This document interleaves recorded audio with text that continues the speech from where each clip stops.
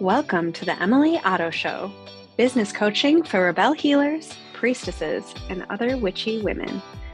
This podcast will give you the tools to help you build and scale your online healing business so you can help more people and make more money. My goal is for you to enjoy your life and business with plenty of time for pleasure and play. I am over the moon delighted you're here. Let's start today's episode. Okay, I am so excited for this week's podcast episode because I have my first ever guest on the podcast. And my guest is my friend and colleague, I would say peer colleague-ish. Michelle. I mean, I've hired you before. Right? Totally. So we've worked together, but I've known you personally, kind of, although I don't think we've ever met in person. I don't know if we have. That's so funny. We made plans one time to try. Yes. Yeah, it's probably been a decade. It's been a while. It has not been a decade. I know that for sure because I have been divorced for 8 years and I did not meet you till Michelle 2.0 or one of the Michelle versions post 1.0. Awesome. Okay. So it has not been a decade. So that's cool. But it was when I lived in Michigan, which has been quite a few years now. I think I left Michigan in 2018. So okay. Awesome. Yeah. Well, I'm so excited. Thanks for being my first guest. Thanks for asking. Yeah. And can you tell me a little bit about who you are, your business and work in the world? And then we'll get to the really cool thing you're talking about. Yeah. So I'm Michelle Renee, pronoun she, her. I am based in San Diego, though still straddling the East Coast a little bit in Baltimore, DC, Philly, kind of move through the mid-Atlantic. But I am a surrogate partner, which I'll say a little bit what that means in a second. I started in professional cuddling, and I've kind of bridged those together through this umbrella that I call human connection coaching. And so I work in hands-on intimacy from platonic to erotic.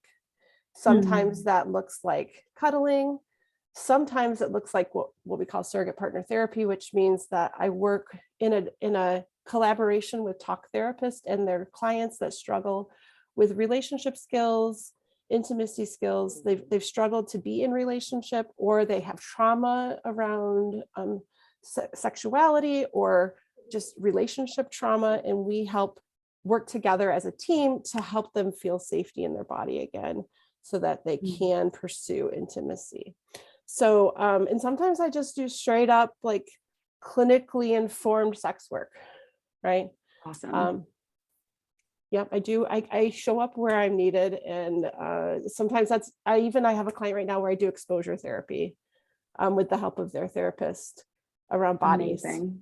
And their fear of the female body, and taking them through this titrated work of exposure, which just I absolutely love. So I'm like so incredible. I kind of like I say an emotional support human. I kind of am happy to use my body in ways to like help other people find safety and comfort in their own. So sometimes that's like body image stuff. Occasional workshop around genital or vulva confidence will pop into my schedule once in a while. But yeah, I just a sex and relationship geek who has figured out how to get paid for it. So that's nice. Which is amazing.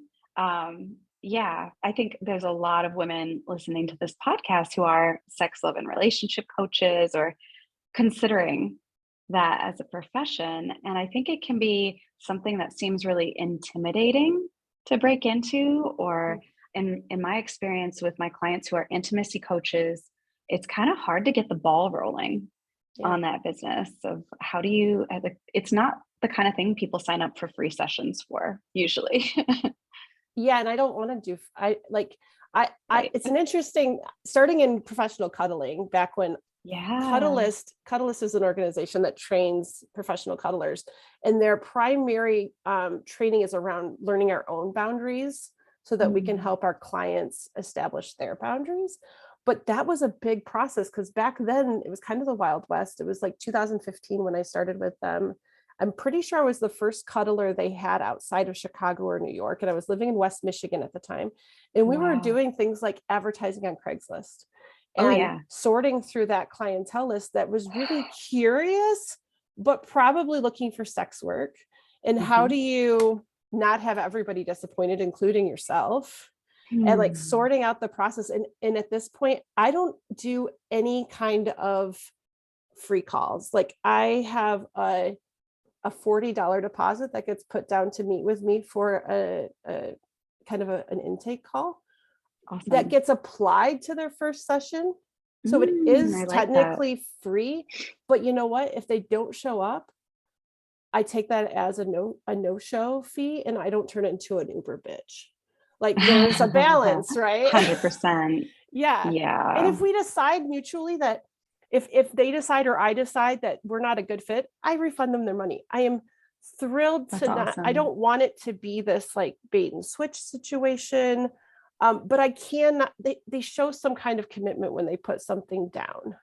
And Oh it's yeah. I weeded love that. out, it's weeded out so much of the low quality clients that I haven't had, once they show up in that space, I haven't had a bad client show up in my office.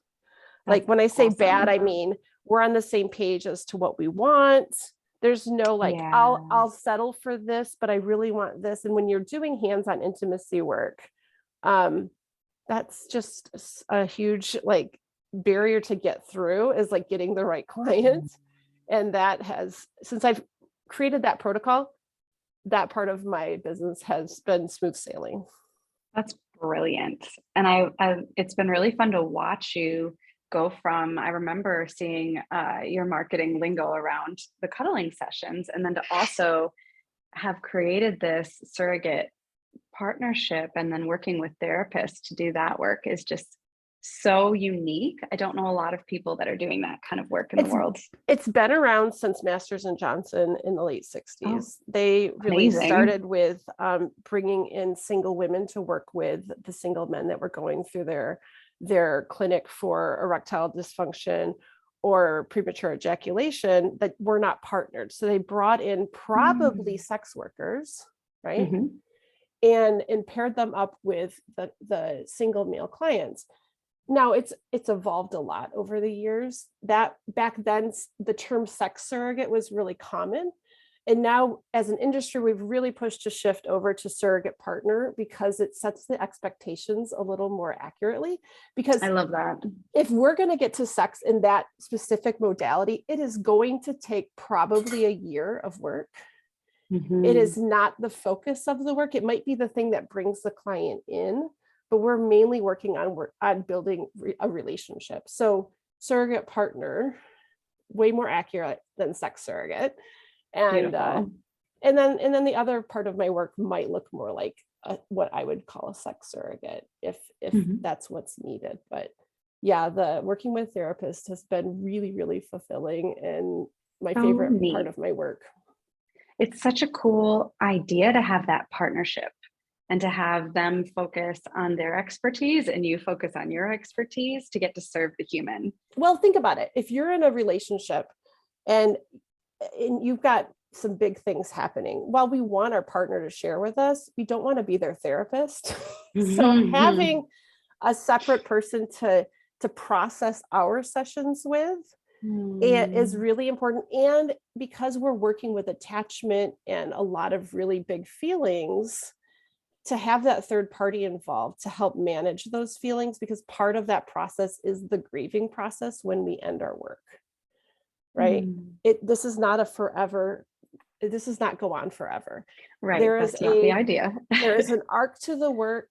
We have a goal. When we hit the goal, it's like a summer romance. It's time to end things, not because anybody did something wrong, or it's just our time is up. And part of that work is to process those feelings with the therapist. So I love the triadic model. If I could do all of my work in the triadic model, I would. It's just not financially viable for a lot of people. So, I try to meet them where they are. And if a therapist is required, then I will make sure a therapist is involved. But if it's less trauma related, there's different places where I feel comfortable working outside the triadic model, but I really appreciate it when it's available. It's really, really neat. And to not have to do the work alone is And they awesome. feel the same way. The therapist feels the same way, because Mm, who else knows their client as well as they do? yeah. And to be able to like lean on another person when this client is doing something that maybe is infuriating, manipulative, Sure. whatever, to what's your experience? What's your experience? Why is he Yeah. talking to you but not talking to me about this? Is he compartmentalizing us? Is there Mm, some triangulation going on? Like it's fun to kind amazing. of pull that apart in a way that's not like going to couples counseling with my partner, where I have baggage, he has baggage, it's all coming together in this chemical reaction. Yes. Most of the time with my client, I'm coming in as kind of a clean slate, even though I do have baggage. And I won't say that it never shows up, but it's way different to be focused on one person's background and not the chemical reaction of all of it together. Absolutely. I just hired a former client of mine as an intimacy coach for the next 3 months. And it's just so nice to have a professional take Mhm. on things and to process with.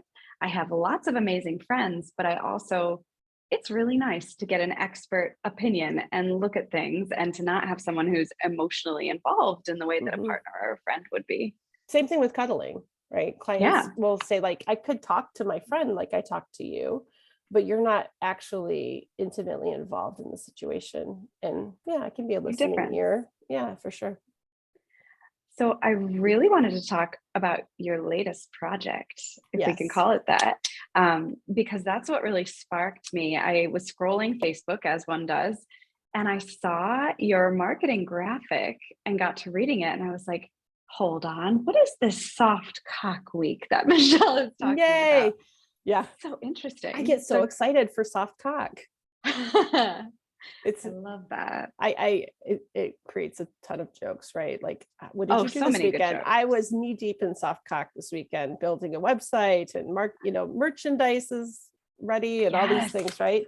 Um, merchandise. I want the merch. yeah, somebody mentioned it at brunch the other day, and I was like, oh yeah, this Yes. would be great merch, right? Oh my Um, God, so fantastic. so on a couple of recent podcasts I've been on, the topic always comes up around erectile dissatisfaction, we'll say, instead of erectile disorder. Hmm. Um, and I always am like, gosh, I wish people could understand, like, or celebrate a flaccid penis. Like, they're Mhm. fun. Like, there's so many great things to be So done much fun. with a flaccid penis. Like, I fucking love this conversation. So, this is way too much personal information. I'm going to give it anyways. I hadn't really seen a male bodied human walk around naked with a flaccid penis until my husband. And oh, I was previously married. And he just it's had a hard on all the time. right, right. He only let me see his body Oh, when he was hard and he wasn't comfortable sharing otherwise is my reflection of the sure. experience. And my husband, so we met in a sacred sexuality shamanic apprenticeship. He's okay with me saying anything. Yeah. But it's just so nice to get to play with him Uh-huh. and for him to be like, look, it does all these weird things and it's like so interesting and springy It and changes shape and like so consistency, and cool. like it's They soft float in and water. it's like velvet. The skin is so like, there's just all these things about the flaccid penis that I'm like, I I work with people that come in. Most of my clients are cis men, and it's like, if I can get excited for this, maybe they can get excited for this. But then we still have to really Mm, educate the rest of the world, their future partners, that it's yeah, okay. There's like there's toys. Like, I think it comes down to this penis centered sex, right? 100%. And Yep. if we can expand, like, I kind of jokingly say, if we could just queer all the sex. Oh my God, I was just gonna say that. Like, if everybody can just get a little more gay with their sex, or But then like, I also joke that, oh my goodness, the heterosexuals are going to think it's contagious, right? And good. we don't we don't want that, of course. But Right? like, like, it just feels like such a narrow-minded view of sex to think that you have to have an erect penis to have sex. Or a male ejaculation, right? Like it's only counts if it's penis and vagina sex. Yes, Like, that's the real no. sex part. Right. And the rest of it is, I still hear the word foreplay being thrown around as if like we have to prep that doesn't the count. space. Yeah. Prep the space for the real sex.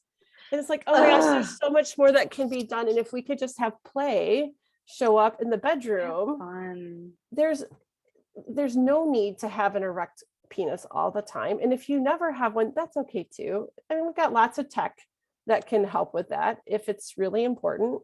Absolutely. But it doesn't have to be 100%. And it's not, I don't think it's fair to men, women, or anyone who identifies as in between that space to have it focused on a hard penis. Like the pressure that creates and the expectation, instead of just, okay, let's do this like intimacy and sex thing and play and have fun and laugh and enjoy and have an experience, instead of, okay, we've got to do the thing and it has to be done in this way. And it's a reflection of their masculinity, right? Absolutely. And that's just doesn't have to be the case. Some of that is a shift of their own perspective. Some of that is a shift of the perspective of their partner.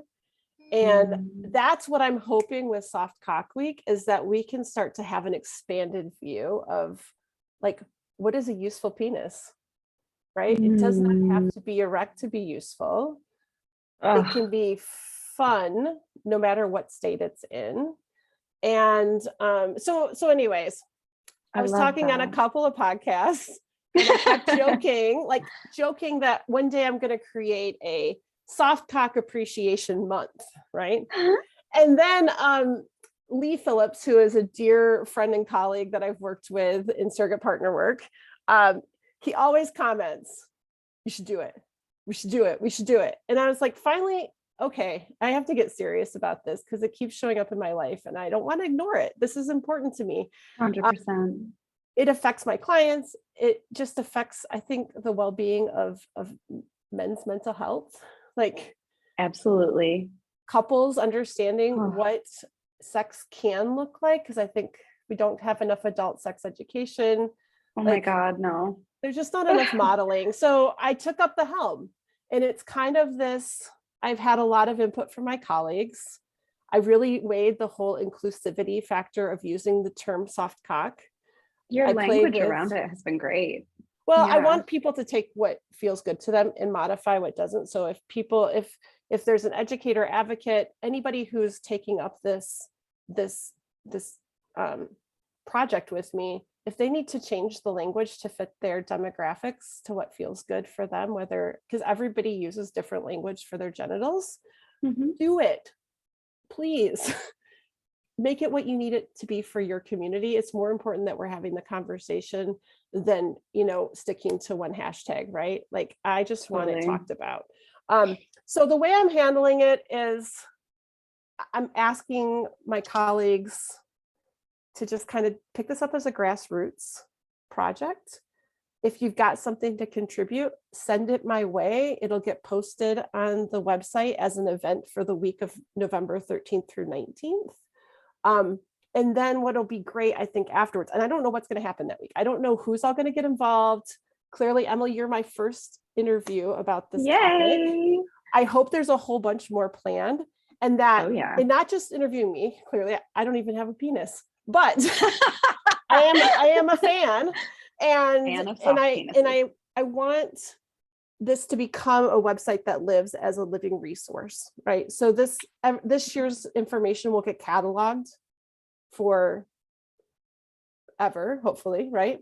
Amazing. And then we'll just keep building it every year as this grows. No pun intended.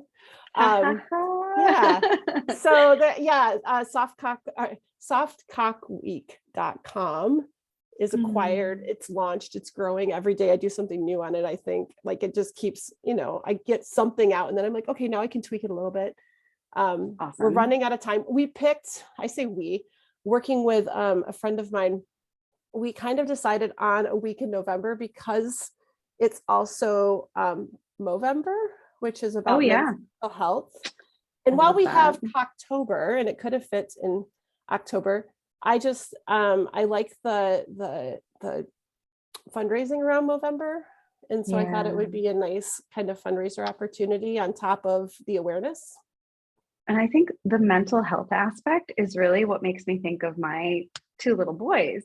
I have a 1 and a 4-year-old, and I want them to feel happy and healthy in their bodies in every situation, whether it's solo or with partners.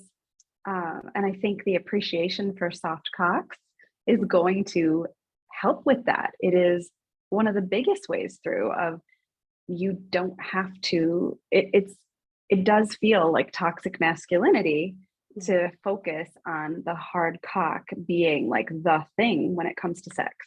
Yeah, we have our whole bodies. Our skin So much is a huge organ that can have so much pleasure. Our brain, biggest sex organ.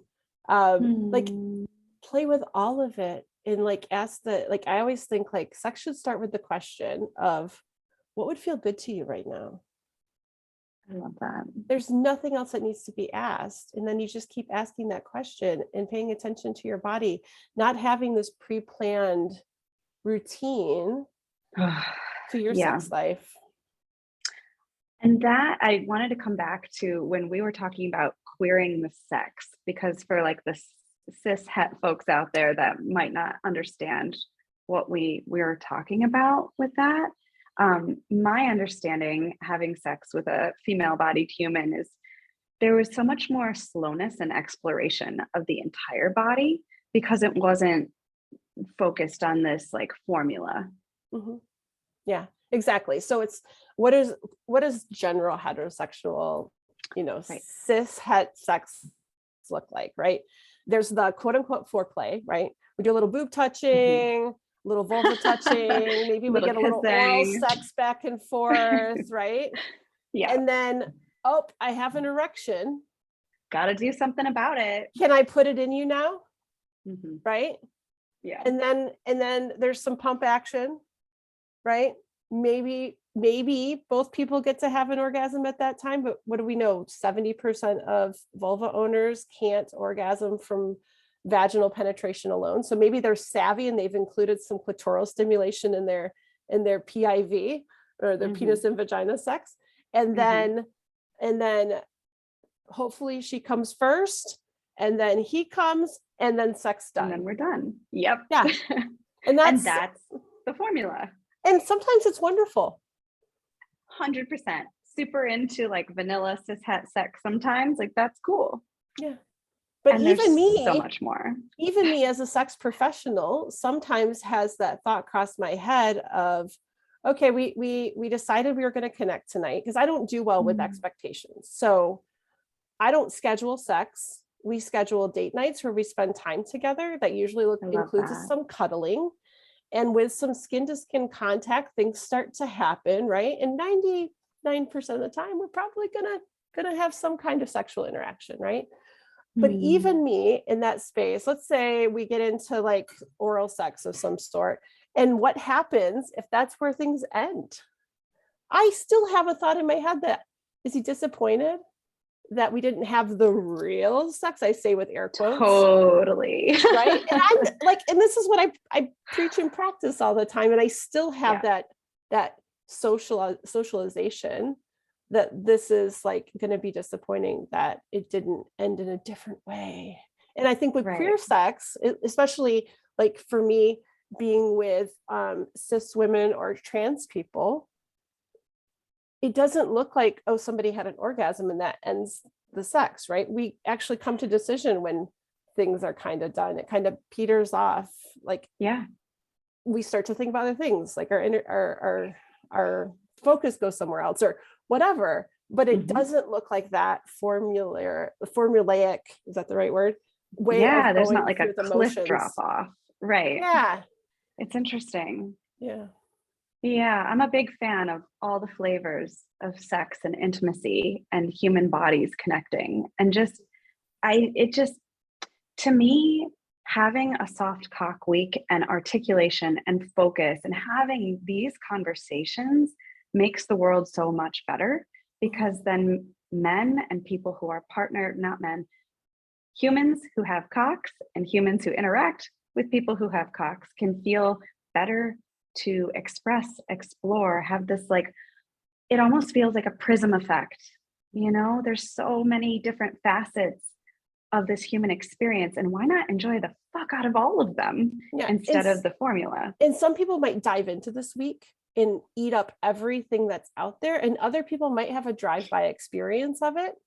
But my hope is, even just seeing soft cock appreciation, that leaves a little seed, and maybe they come back for it later, or they just have a little more self-compassion. Oh, and I've already seen it in sharing your one post, right? So people clicked through, they applied. I had a few friends comment and say, I'm interested, but what is this about? Tell me more. Yeah. And I did add some more information, because I did get that feedback also of like, I'm not really sure what is this. And I thought, you know what, if I look at this from a different lens, this could turn into like soft cock porn week. I don't know. You know what I mean? Which so is cool, I'm not mad. But yeah. I mean, there was a point where I went, how many soft cock pictures am I going to get this week? And am I okay with it? I really don't. I'm not a visual person. You have to have a really stylized, artistic reason to me. Like, give me a reason. Yeah. But and then I made the mistake of like going through Twitter and the hashtag soft cock, and I was like, yeah, maybe I don't want to be flooded with these, but I'm okay. I'm a grown-ass adult, and I can manage my feelings about this. But I did decide to add a little extra, and like I said, it keeps building every time I get some feedback, and I'm like, oh yeah, I need to make that more clear. Oh, I should add this. And had a reach out from Pleasure Mechanics. I don't know if you're familiar with their podcast. They've been around a while, and their message was like, oh, here's an old episode we did about soft cock, and please feel free to put on your resource page. And like, we're just going to keep building this, living document. And thanks to the internet, it can stay around. And the merch is up. It's going to help cover some of the costs of the website and donate the rest of it to Movember. Yeah. I got to go get me some merch. So I'm going to go out to your website. And again, what's the website? softcockweek.com. Beautiful. Easy to spell. Yeah.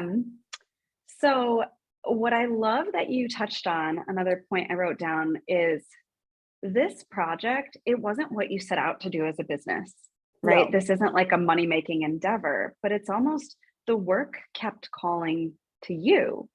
And your colleagues pointed it out and encouraged it. How do you know as a business owner, like when to follow that nudge, the intuition, the magic, this is coming into my field. And if I don't do it, who else is going to do it? So here we go. Yeah. Well, I think that because I work in a relational model, like I think my pet peeve is when somebody contacts me, especially a penis owner, and says, fix my cock. And I'm like, that's not the work that I do necessarily. I don't come at it. I can never make a promise that I can fix anything. And I'm here to work on relational skills. And most of the time, especially with ED, if we've ruled out all the medical reasons why you could be having erectile issues, we're going to come back to probably something in your social world, whether it be a relationship 100%. Dynamic, a relationship with yourself. It's going to be something around that.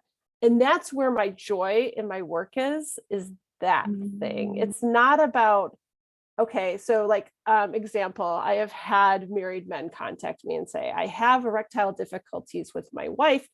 Can you fix me? I'm like, what do you think you want to do about this with me, not with your wife, right? And they're like, well, I want to see if I can get hard with you. And I'm like, cool. How does that help your marriage? Yeah. And then they run off because I'm kind of calling the bullshit, right? That this is not necessarily a person like who you're with problem. This is about being with yourself and whatever that dynamic is with that person. Like, If you can get It's hard so with much me, it's more. because I don't have all the baggage in your relationship. If you don't work on the baggage in your relationship, what is the point? Mhm. So ultimately, if I had less of those requests, I would not be upset, Mm. Right. right? There's part of it. Part of it is Yeah. like helping have a better clientele, like that. And the language, I think your permission in this language around soft cock, of, oh, maybe they can share a male-bodied human can share it with their wife, Mhm. or, have the conversations a little more easily, Yes. around what's going on with their body and what they're feeling. Everybody needs, well, not everyone, a lot of people need a prompt to Yeah. start having these conversations. Sometimes I had a client recently ask me about a certain program that's out in the world, right? Hmm. And what do you think about this program? And I said, I think it's fine. But almost every program is really just giving you an opportunity to have a conversation with your partner. I love that. And so like you can go that route if that's really interesting to you. This person Mhm. isn't partnered, so it's not even about having a conversation with their partner. We can have that conversation. He's a surrogate partner client, right? Like we are having the partner thing. Um, I appreciate his desire to go out and better himself, and he kind of gobbles that Mhm. stuff up. But a lot of times we just need to have the conversation. I love that. Mhm. Having the open door to the difficult conversations or finding the way through, I think. And I love your language around the prompt. And I Mhm. think having this soft cock week, you're also creating a resource for clients or for people who send you those messages, right? I can direct Okay. them. Yeah. So it's a Yeah. little bit of like, yes, this is like my gift back to my community of like, let's just appreciate what you have. It works. It's It's there. amazing. It's Sometimes it doesn't yours. work the way you think it's supposed to work, but that's probably because you watched porn and it told you that you should be rock hard all the time, or you just didn't get So an ridiculous. opportunity to see people in their natural state and comfortable in that natural state. Yeah. Like there's lots of, just a lack, because we're such a conservative community, and Yes. like what So it does to be able puritanical. to be in nude spaces with other Oh bodies. my God. So the gay camps at Burning Man are one of my favorite things because there's so many penises of different shapes and sizes hanging out with these amazing humans just walking around drinking mojitos. And I'm like, this is cool. I've never seen so many penises in my life. And I'm so grateful to them for Like doing it's that. And normalized.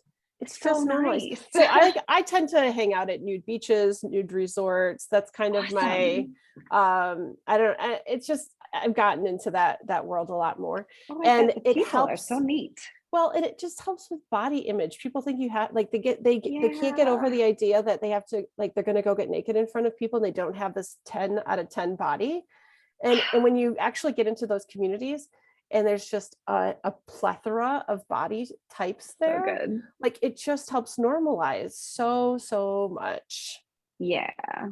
Which is why I have done a little bit of naked cuddling with clients, platonic naked cuddling, that Mhm. has really helped them with self-image. That's And like amazing. it's just like it's like mirror neurons, right? If you can be in So space with good. someone who can still celebrate you the same whether your clothes are on or your clothes are off, Mhm. it changes how you see yourself. And so, yeah, The work, it's so good. The work, it's really hard to articulate the ROI, the return on investment of mhm. this type of work because it's monumental. It's huge. We're It culture infuses shifting. everything. Yeah. Yeah, I think it's an investment in like your children. Like you say, I also have two boys, 100%. right? It's an investment in the world at large of like just Mhm. having more self-compassion. And then, on top of it, okay, so what is my payback on this? I assume I'm going to be recognized in my sex educator community for this Mhm. project. Whether it goes super far or not, somebody's going to get to know me that didn't know me before, because I work very regionally. I'm not like I don't, even though I travel a lot, I'm working very much one-on-one in person in very specific locations. I'm not on a Amazing. main stage, right? Mhm. So I think it'll help me have more connections and network to collaborate with in the future, for referrals, for all these things, right? That's where I see my ROI, if we're going to look at it that way. 100%. It's more so like, we put a lot of work in whatever field you're in trying to become a thought leader in your industry. The person that people trust because you've put enough of yourself out there that they feel like they know you. And this is just another like facet of who I am and how I want to be helpful in the world. Love So that. that's kind of how I see it. Yeah, there's That's a balance beautiful. there. I don't want to take up the space of this week. Like, I've put my name on the website a few times because I think people need to know who's attached to it, to know there's a real person behind this, but you won't see much of it. And your marketing materials show that, right? The pictures and the imagery you're using, it's not your face on it. It's this beautiful statue and all these other amazing images associated with what you're doing. Yeah. My face is in one spot. I'm creating a list of educators and advocates who would like to be interviewed on the topic. So there's a press page with like Awesome. contact information for people that, let's say somebody, well, this won't come out, until closer to time, but let's say somebody sees one of the social media posts. Emily shares, Soft Cock Week, it's coming or not. And that's okay too. Like, so kitschy and fun. I love it. Good. It's so fun. I give all the credit to my surrogate partner colleague, Lou Sanfilippo here in DC, because she came up with it on a meeting and I just ran with it. But so good. If somebody says, I want to be involved in this, I want to write an article, I want to write a blog post, I want to interview someone for a podcast, they can go to that press link and find a list of people that are ready to talk about the topic and happy to talk about the topic. Like, I want this just to be a big grassroots, kind of self-propelled throughout the sex educator world. So good. Oh my gosh. Thank you so much for doing this interview with me and for doing this work in the world. Thanks for having me. And thanks for being part of my life. Like, I've learned a lot from you. Thank you. I appreciate that. Yeah. Thanks for giving us a behind the scenes view of like the business, not strategy, but it's really, it's about letting the work call you and helping the people you're helping, I think. It'll turn into whatever it's supposed to turn into. Yeah. I don't have like a big goal for it.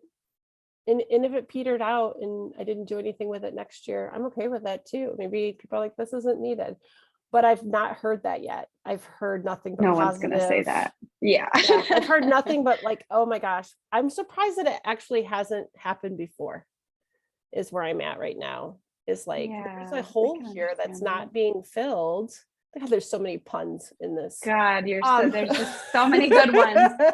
But there is a lack in the all these awareness months that we have. Like, there's 1,000,001 and there's one every week, some kind of appreciation day.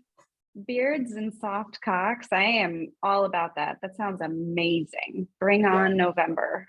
Yeah, I'm excited. I'm really excited. Awesome. Thank you so much. Thanks for having me, Emily.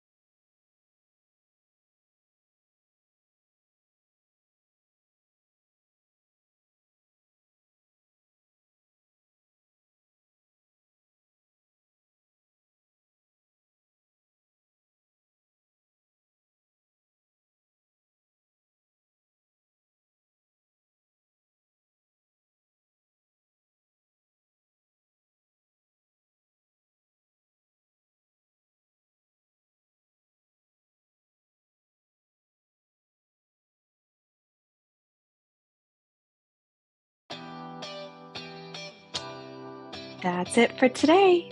Share this episode with other Rebel healers so they too can make more money and deeply support their people.